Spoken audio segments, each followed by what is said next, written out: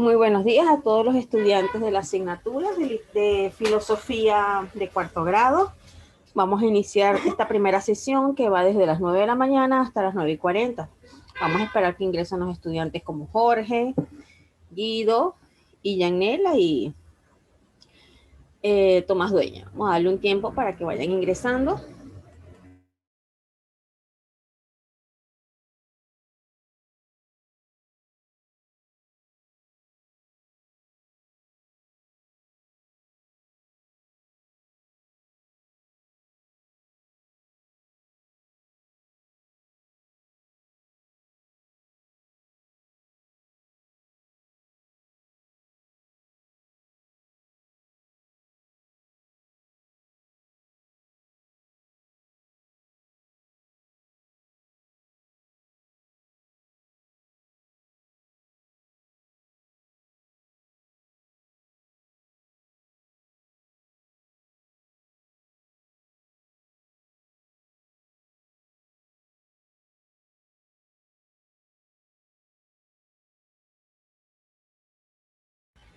Bien, estamos dando un tiempo prudencial para que vayan ingresando los estudiantes.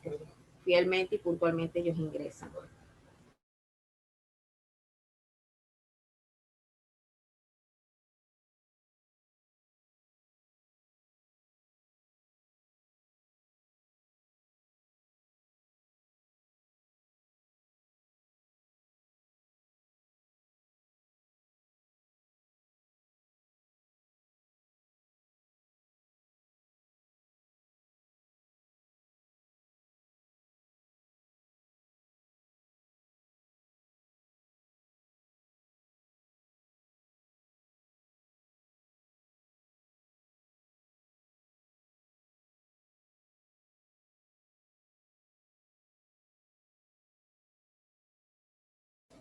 Bien, estuvimos viendo en la clase pasada lo que es el tema de la filosofía moderna, racionalismo, empirismo y criticismo, dando inicio con el racionalismo.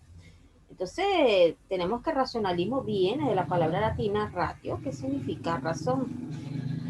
Y en general es la concepción que se ve en el espíritu,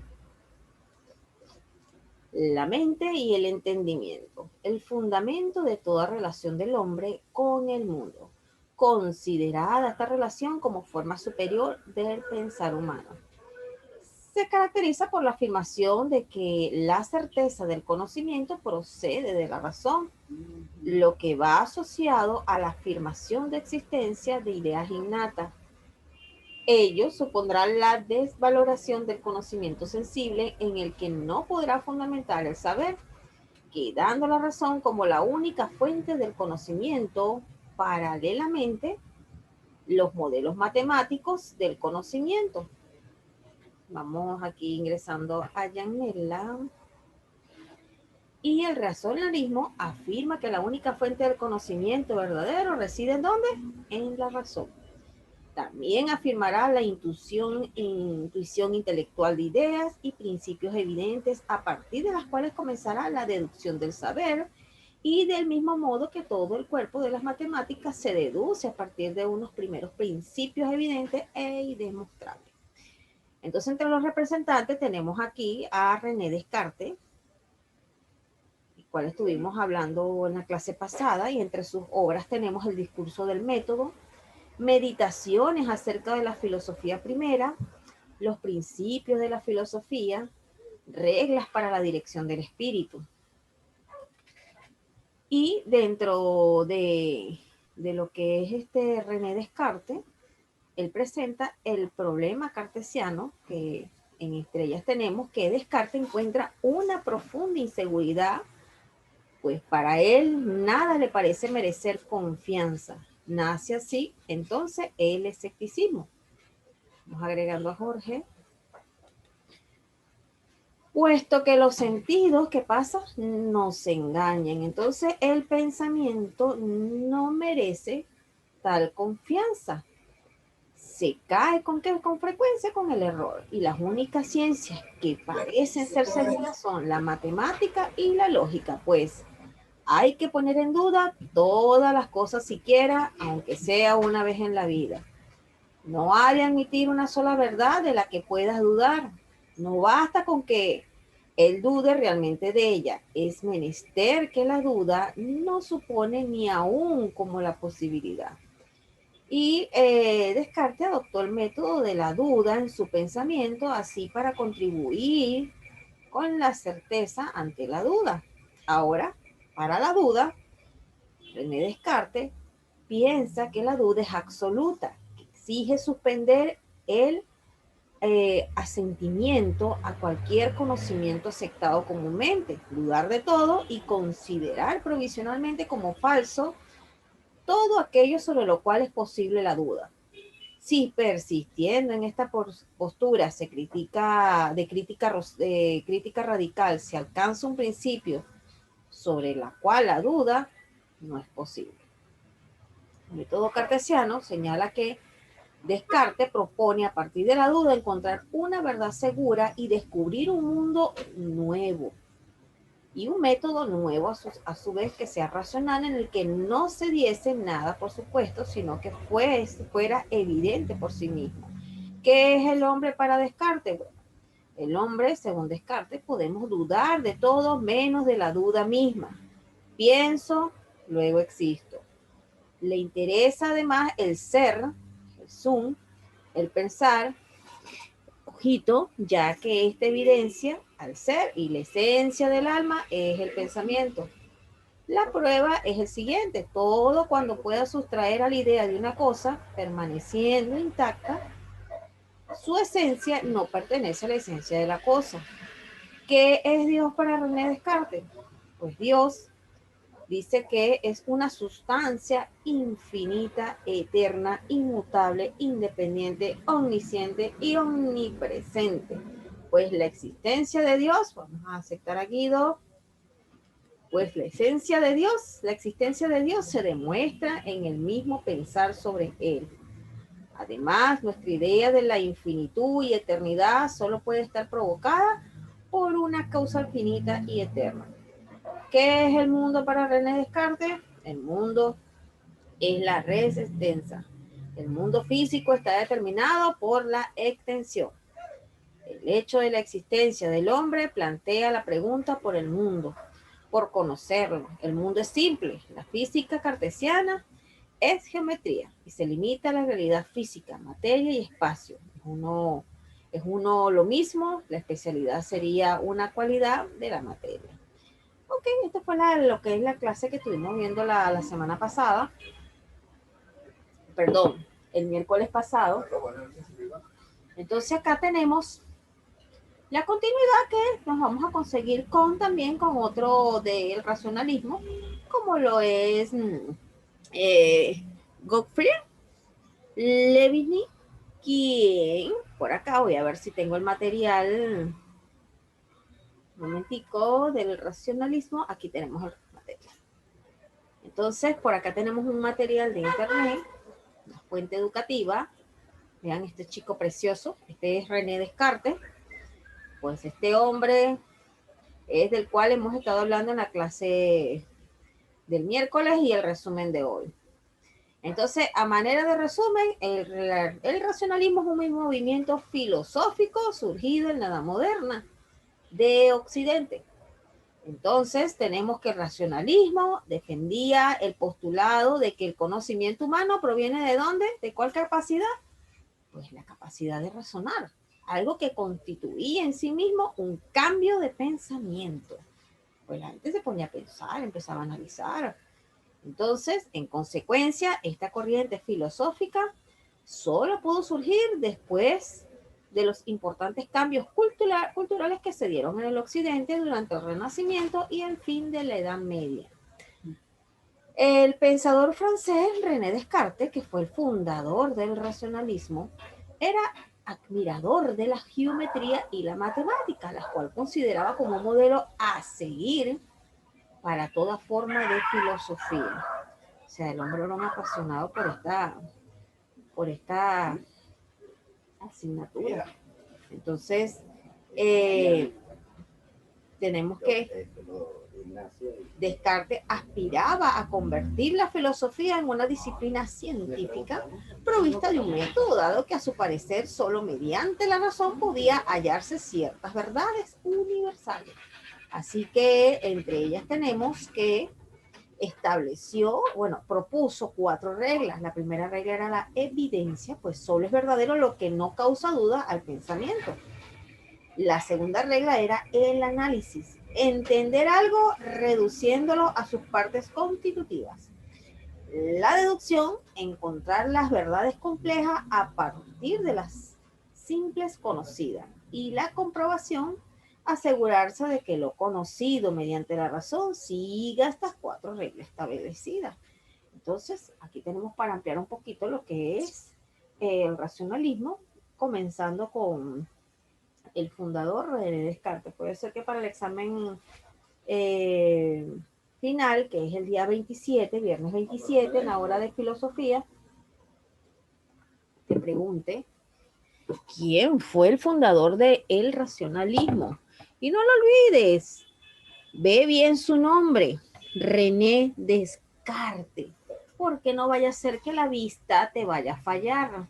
Recuérdate que no puedes dejarte engañar por los sentidos y puede que tú mis le entre el Chucky, como digo yo, y en vez de colocar René Descartes nada más en las opciones, te coloque con como René Descartes, René Descartes, René Descartes o René Descartes y usted vaya a cometer el error de no seleccionar, pues su vista lo engañó y le aplicó lo que René Descartes dijo, que los sentidos a veces nos juegan una mala jugada. Entonces, atento a tu examen de filosofía para el viernes 27 a primera hora, porque no vaya a ser que tu vista te juegue una mala. Y entonces allí aplicamos todo lo que René ha señalado en el racionalismo, en su punto de vista, en esa manera en que los sentidos juegan. Entonces aquí tenemos características del racionalismo, pues el racionalismo se caracterizó por sostener la razón y el pensamiento como la fuente de todo conocimiento humano. Crear en el innatismo, que es el espíritu humano, donde existen ideas perceptivas nacidas con él o puestas allí por Dios. Prefería el empleo de métodos de lógico-deductivo para explicar los razonamientos empíricos y confirmarlo cuando fuera posible. También jugó un papel fundamental en el advenimiento del pensamiento laico y antirreligioso. Y sus principales defensores provenían de Francia, Alemania y otros países de la Europa continental, que eran opuestos al empirismo proveniente de Inglaterra. Y aquí vamos con los representantes. René Descartes, tenemos a Blaise Pascal, pues Blaise Pascal era un matemático, físico, teólogo, filósofo y escritor francés. Y a usted que todavía le cuesta comprender las matemáticas, pues estos hombres dedicaron su vida al estudio. Y es a mí, me recuerdo en estos momentos cuando mi mamita me decía, bueno, está viva todavía, ¿no? Tienes que estudiar para ser como esos pensadores de la antigua Grecia que tenían hasta 4 carreras. Y ahí es donde yo venía de hija grosera y le decía, ¿y cuántas carreras sacó usted? Y me echaban palo también por haber respondido así. Pues estas personas dieron su vida al estudio, figúrate, a Pascal, que estudia la matemática, a la física, a la teología, a la filosofía y aparte también fueron escritor. Y es quien no solo contribuyó teóricamente con las ciencias naturales y la historia natural, sino prácticamente con todas las ciencias participó Pascal y es uno de los pioneros en la construcción de calculadoras mecánicas. Tenemos otro de la corriente racionalista, es como Spinoza, Baruch Spinoza, y también fue un filósofo judío neerlandés, considerado uno de los grandes racionalistas del siglo XVII, cuya obra fue hostigada por el catolicismo y olvidada hasta su redescubrimiento en el siglo XIX. Filósofos posteriores como Hegel, Schilling lo proclaman como el padre del pensamiento moderno. Entonces este hombre fue nada más filósofo. Se dedicó tanto a este tema que, bueno, es uno de los casi que lo proclaman padre del pensamiento moderno. Luego tenemos a Leibniz, que es Leibniz, de origen alemán, matemático, teólogo, jurista, bibliotecario, político y filósofo. Fue uno de los grandes pensadores de su época, al que se le confiere el título de último genio universal, pues sus aportes en todas las áreas anteriormente mencionadas son significativas, tanto que hasta detractores lo admiraban profundamente. Entonces te voy a dejar para que apuntes estos nombres bien y que para el examen final tu mente, tus sentidos no te jueguen una mala. Entonces te voy a dar un tiempo para que apunte bien el nombre de los datos o tomes un capture. Y la señal de costumbre, si ya terminaste, con una manito alzada.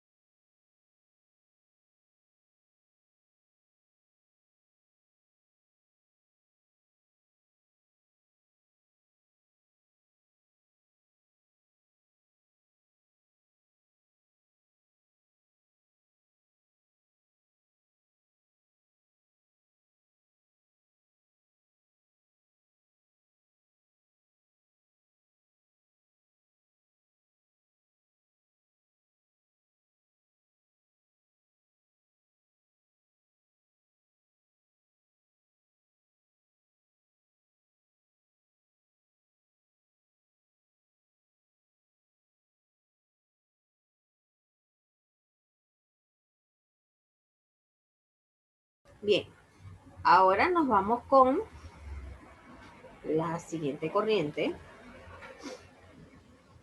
Vámonos con el empirismo y vámonos al material que les tengo acá. Muy bien.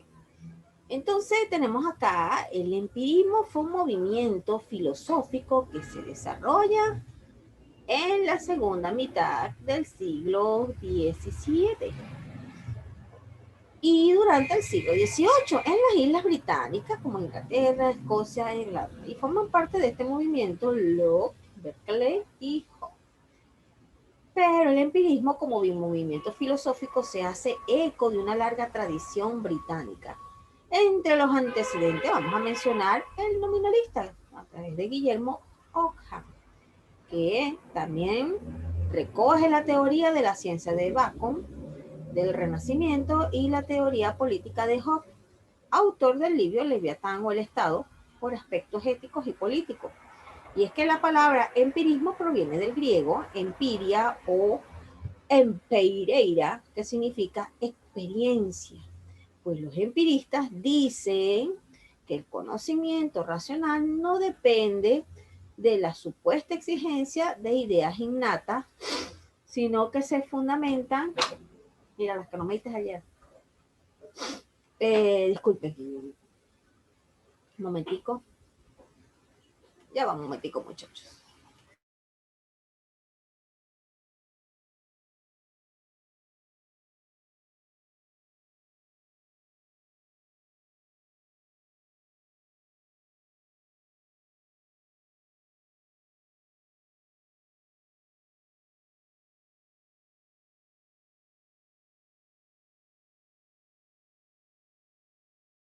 Entonces, disculpen el tiempo, muchachos.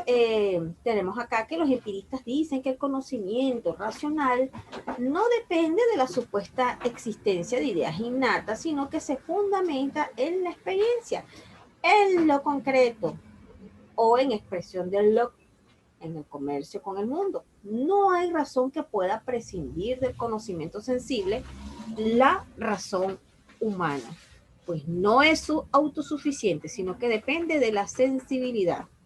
Se ha dicho alguna vez que el empirismo constituye un racionalismo externo. Pues la primera regla del método cartesiano, ¿cuál es? La evidencia. Las 4 reglas es la evidencia. Solo es verdad lo que conocemos de una manera evidente, es decir, clara y distinta. Solo es verdad lo que usted en este momento está viendo. Un momentico, muchachos. Está viendo, está observando. Ahora bien, pues los empiristas afirman que nunca una idea es innata y no puede ser evidente, pues la evidencia solo puede provenir de los sentidos. Y es que ¿de dónde capta usted las cosas? Pues usted las capta a través de los sentidos, pero el problema de los sentidos es como le decía yo en reiteradas clases, es que a veces los sentidos nos juegan una mala y creemos que es, pero no es. Y para esto se prueba cuando estuvimos en razonamiento verbal haciendo ejercicios, si mal no recuerdo, ya le voy a decir cuáles fueron los ejercicios que estuvimos haciendo, donde varios cayeron por las tildaciones.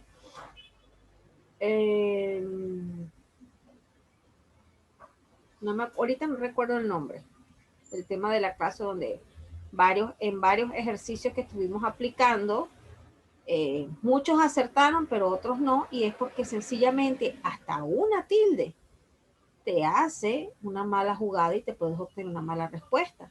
Y esto es porque cuando tú ves la palabra, tus sentidos de la vista te dicen, esa como que es, pero te aferras tanto a eso que de repente te llega la duda.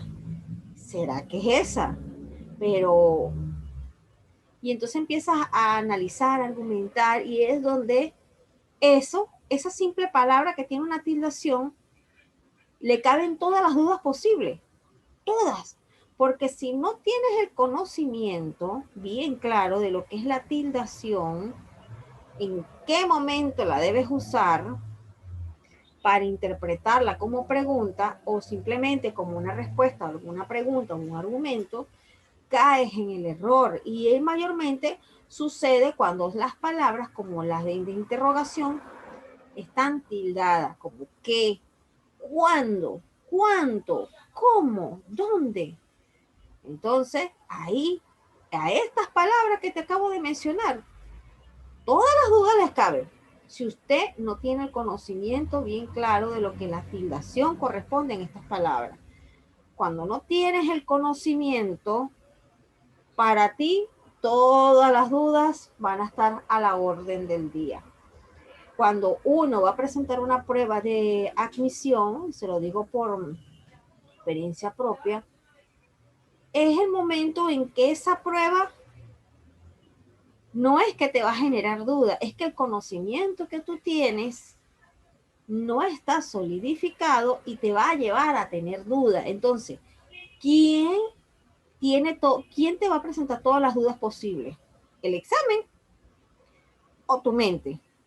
Porque el examen está escrito para que las personas con conocimientos sólidos, consolidados, puedan responderla. Ya saben, el examen no tiene errores. El examen está perfecto, que dentro de ese examen no cabe ni la menor duda. Pero entonces, ¿por qué cuando te sientas en el examen tienes las dudas? Sencilla, pues el que lleva las dudas eres tú. Y cuando digo tú, me refiero a el estudiante que está en ese momento presentando. Cuando yo fui a presentar mi prueba de admisión por medicina, me había inscrito en una academia. No vayan a creer que de donde yo soy no hay academias. Claro que sí. El que quiere ingresar a una universidad de prestigio, de las públicas que uno sabe que son buenas, tienes que presentar un examen. Ahora, si vas para una privada, bueno, ya eso es otra cosa. Se presenta un examen, pero sabes que por la platica, como son costosísimos, por la platica, bueno, tranquilo, aunque sea que pases con 10, pero te entras. Pero en las públicas, Tienes que presentar un examen, ese es el requisito. Y para poder presentarla, tienes que tener el puntaje, el récord académico o el promedio para presentarla. Y yo cumplía con el requisito, pero yo quería ser médico. Gracias a Dios que no lo fui, porque yo no me veía ahorita combatiendo con el COVID. Sinceramente les digo, yo me hubiese encerrado en mi casa. No. Y de repente me van a decir, ay, mira, mi si es cobarde. Sí, claro que sí, ante un virus que ha matado a muchos médicos, de verdad, en una sala de batalla, y de verdad mis respetos para ellos porque han sido bastante valientes. Fueron valientes para enfrentarse a algo que no sabían la forma que venía ni qué iba a presentar. De verdad que mis respetos a esos médicos que fallecieron en plena batalla a nivel mundial. Entonces presento, en el momento de entrar a mi prueba, ya yo había hecho un curso en academia para presentar la prueba y entrar a la universidad. Pero todo iba muy bonito en mi examen de admisión, pues en la parte teórica, excelente. ¿Saben cuál fue la falla? La falla vino en matemáticas. Porque cuando a uno no le gusta algo, muchachos, mire, ni con Blue usted puede remendarla. Las dudas me asaltaron en pleno desarrollo de matemáticas. Las dudas me asaltaron en plena evaluación de ciencias biológicas, siendo ciencias biológicas una de las áreas que a mí me fascina. Y me asaltaron las dudas. ¿Pero por qué me asaltaron las dudas? Porque no tenía el conocimiento solidificado. El examen estaba perfecto. Resultado, no pasé la prueba. ¿Ves? Porque no es que el examen es difícil. Es verdad, son más de 200, 300 preguntas para responderlas en hora y media. Es fuerte, claro que sí. Pero ahí en medio de que tienes la duda en el conocimiento, los conocimientos no están sólidos, pues los sentidos te hacen una mala. ¿Ves? Si te ponen a armar el Tangram, entonces no lo hayas como armar porque ahí, junto con los nervios, la duda, el tiempo, pues sencillamente todos tus sentidos están inestables. Entonces, a la hora de presentar una evaluación, calma, respire profundo. Si es para usted, usted va a responder bien. Pero por eso es necesario prepararse, para que no te jueguen una mala los sentidos. ¿Por qué digo esto? Sencillamente porque estamos también hablando de la duda que planteó René Descartes, y es que la duda también, los sentidos pueden hacerte pasar un mal rato. Y entonces, ¿qué sucede? Que cuando uno va a buscar la evidencia, ¿por, por dónde tú vas a ver las evidencias? ¿Qué órgano va a evidenciar eso? Tu vista. Las evidencias no van a ser al tacto, van a ser por la vista. Entonces, el empirismo reivindica siempre la primacía de la práctica y por tanto de la experiencia sensible como fundamento de la razón. Y entonces tenemos 6 ideas en conjunto con el empirismo. Y estas 6 son, la primera, la negación de cualquier tipo de idea innata, pues la experiencia es la única fuente del conocimiento. Y por ahí estoy de acuerdo. Porque una cosa es que usted tenga la teoría y otra que usted tenga la práctica. Cuando usted está haciendo un curso de cómputo o computación, usted le dan la teoría y hasta creo que se le va a olvidar. Pero cuando usted realiza esa práctica, donde vas a obtener esa experiencia y esa experiencia te va a solidificar el conocimiento, pues a usted no se le va a olvidar. ¿Qué pasa si con el tiempo usted no pone en práctica ese conocimiento? Pues se le va a olvidar, eso es normal. Pregúnteme algo a mí ahorita de enfermería y muchas cosas ya las he olvidado, pese a que duré casi 6 años estudiando enfermería. para ser licenciada en enfermería. Lo más es inyectar, control de tensión, pulso, eso, lo básico. Quizás en un momento pueda suturar una herida, quizás en un momento pueda auxiliar y en unos momentos fuertes puedo auxiliar a una persona. Pero si usted me pregunta por las teorías que se utilizan en enfermería, le voy a decir que ni me acuerdo de una. Si usted me pregunta sobre los pH, no le voy a saber responder porque hace ya tiempo, tenía ya yo que 17 años cuando comencé a estudiar enfermería, pues ya las olvidé. Entonces, cuando uno no pone el conocimiento en práctica, se olvida. No del todo, pero sí se olvida lo más importante. Entonces, no hay ningún conocimiento que pueda ser independiente de la experiencia. ¿A qué se refiere esto? Que si usted no, ese conocimiento lo tiene que tener por alguna forma de experiencia. No solamente así de la nada. Ahí tenemos los arquitectos, los médicos, hasta nosotros los educadores. Cuando nosotros estamos estudiando la carrera, la profesión, bueno, la carrera, nosotros llegamos a un punto de hacer las prácticas. Por lo menos en la universidad donde yo estudié, comenzando el primer semestre, de una vez práctica. O sea, mis 5 asignaturas o 6, no me recuerdo ahorita, más la práctica. Todos los semestres hacía yo práctica.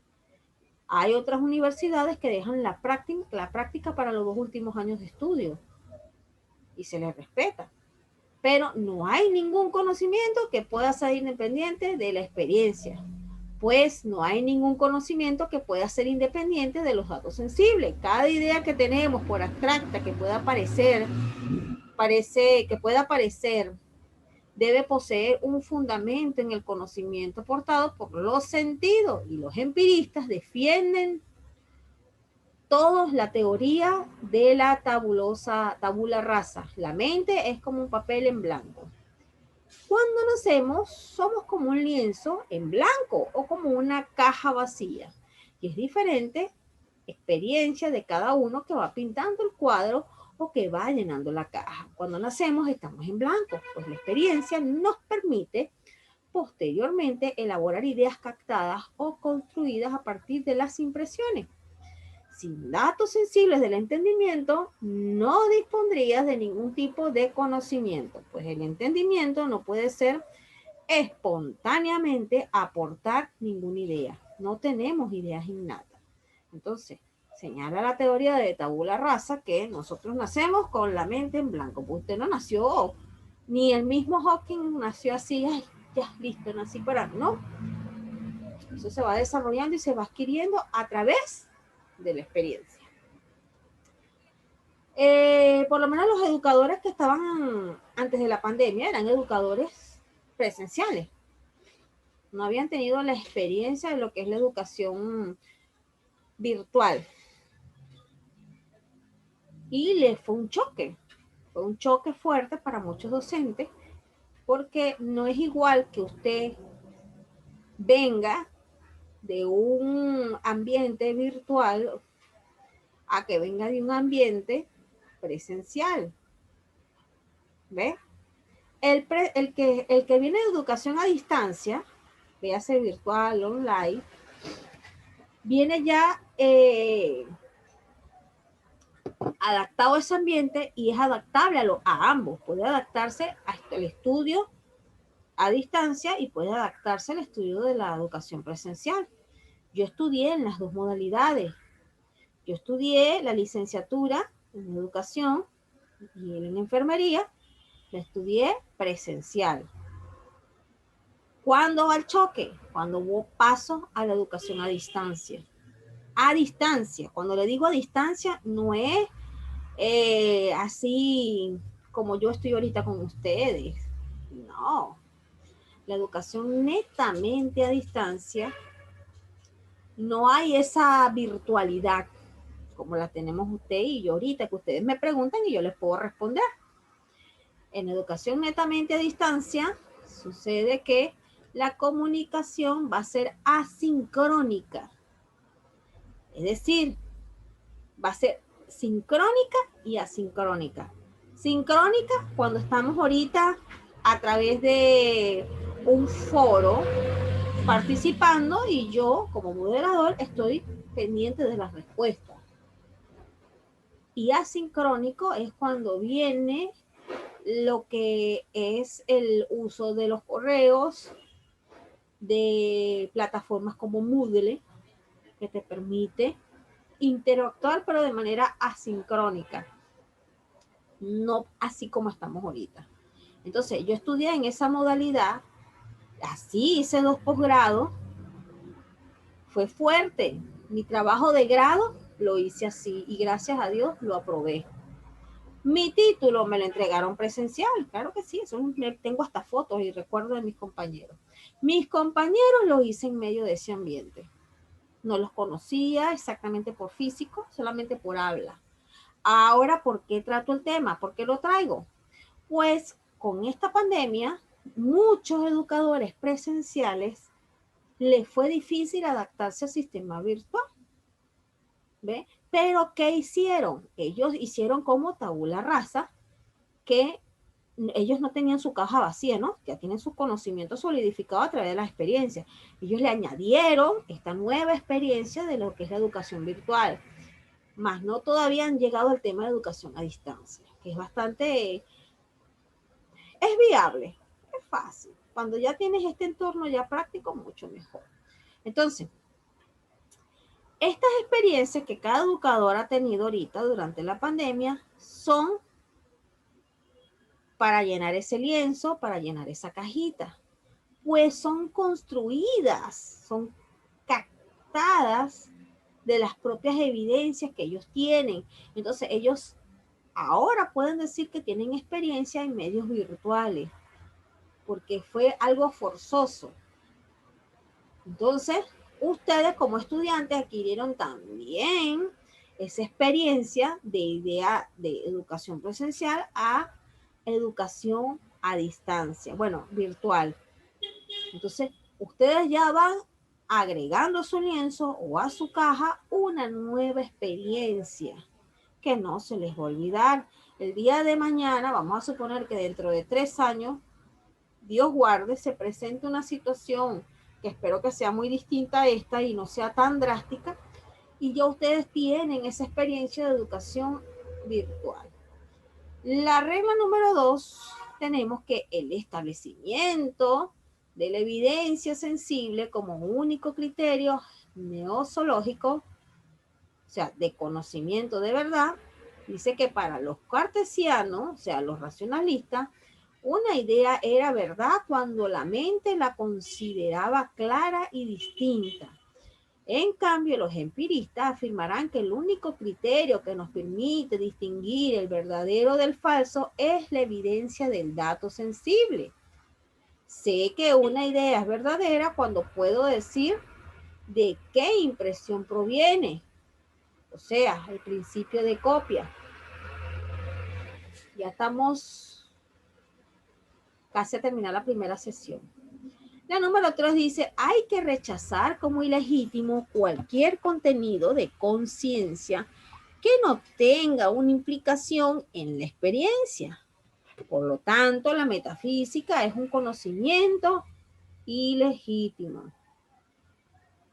La idea de azul es cierta porque yo puedo señalar cosas que son azules. En cambio, la idea de sustancia es falsa porque no proviene de una experiencia sensible.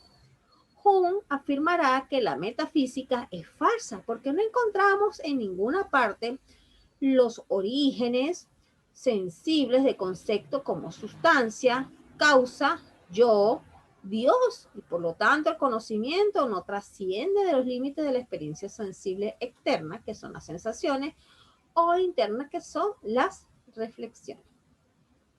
Entonces, en esta número 3, la metafísica pues, es considerada como un conocimiento ilegítimo, porque tus sentidos no pueden verlo, no puedes saber, no puedes. Si yo te digo de qué color es la sustancia, ¿cuál sustancia? ¿Qué es la causa? ¿Tú has visto a Dios? No lo has visto. Entonces, no te estoy diciendo que Dios no exista, porque cada quien tiene su creencia, solamente que hacemos referencia a lo que es percibido por nuestro sentido. Y a esto se le llama verdad o las ideas sensibles. Es lo que tu vista puede observar. Y si de repente yo estoy ahorita viendo unos plátanos aquí en mi mesa y son amarillos, tienen manchitas negras, pero si tengo a alguien que pueda corroborar lo mismo que yo, entonces es verdadero, sí, mira, Pexa tiene razón, los plátanos son amarillos con manchitas negras. Entonces, pero cuando hablamos de Dios, para mí Dios es de una manera y para ti Dios es otra manera, pero no podemos demostrar el mundo como realmente es Dios. Sí podemos hablarte de Jesús, como era Jesús antes de ir a la cruz del Calvario, que ahí se convirtió en Jesucristo. Sí podemos decir personas que testificaron de cómo era. Unos dicen que era blanco, catire, ojos azules, rubio, otros que era trigueñito, pero hay evidencias de que existió y por lo tanto eso se le llama verdad.